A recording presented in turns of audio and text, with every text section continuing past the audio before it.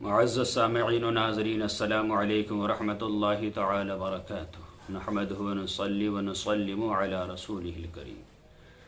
کسی سائلہ نے سوال کیا ہے کہ حضرت، اگر عورت کی نماز پڑھتے وقت چوٹی وغیرہ یا بال کھلے ہوئے ہیں وہ دیکھ رہے ہوں، نظر آ رہے ہوں، تو کیا ایسی صورت میں نماز ہو جائے گی یا نہیں؟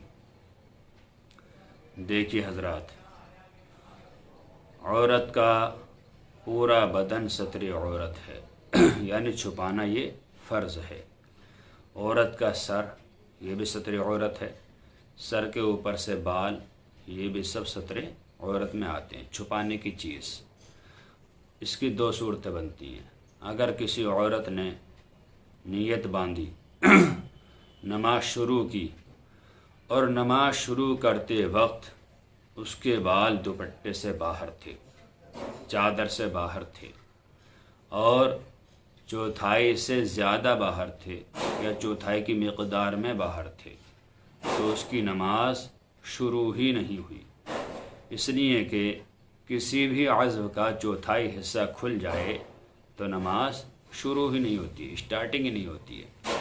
مان کے چلو، فرض کیجئے کسی عورت کے بال 4 فٹ کے ہیں، 4 فٹ، اور اس میں سے 1 فٹ بال چادر سے نیچے لٹک رہے نظر آ رہے ہیں اور 3 فٹ چھپے ہوئے ہیں، تو ایسی صورت میں جو بال چھپے ہوئے ہوں وہ 75% ہو، جو ظاہر ہوں دکھ رہے ہوں 25% ہو، تو ایسی صورت میں نماز شروع ہی نہیں ہوئی۔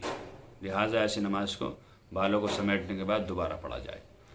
اور اگر نماز شروع کی تھی اس وقت تو بال چھپے ہوئے تھے، چادر کے اندر تھے، لیکن اچانک کسی رکن میں بال نظر آئے، اگر چوتھائی حصہ نظر آیا اور اس نے ایک دم سمیٹ لیا تب تو نماز صحیح ہے، اور اگر چوتھائی حصہ نظر آیا اور اتنی دیر لگ گئی کہ کوئی کہنے والا 3 مرتبہ سبحان اللہ کہہ سکتا ہو، یعنی 1 رکن کی مقدار ہو گئی، تب بھی نماز فاسد ہو گئی۔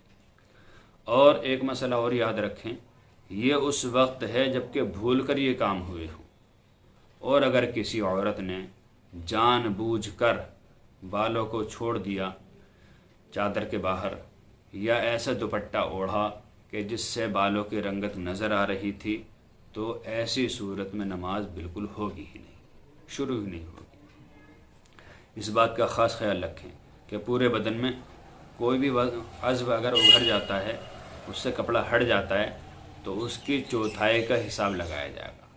اگر عضو کا چوتھائی حصہ کھل گیا ہو اور اتنی دیر کھلا رہا کہ 1 رکن کی مقدار یعنی 3 مرتبہ سبحان اللہ کہنے کی مقدار کھلا ہی رہا اور اس نے دھیان نہیں دیا، تب نماز فاسد ہو جائے گی۔ اور ہلکا پھلکا کھلا پھر ایک دم ڈھک لیا، تب نماز ہو جائے گی۔ امید ہے کہ یہ مسئلہ بآسانی آپ سمجھ گئے ہوں گے۔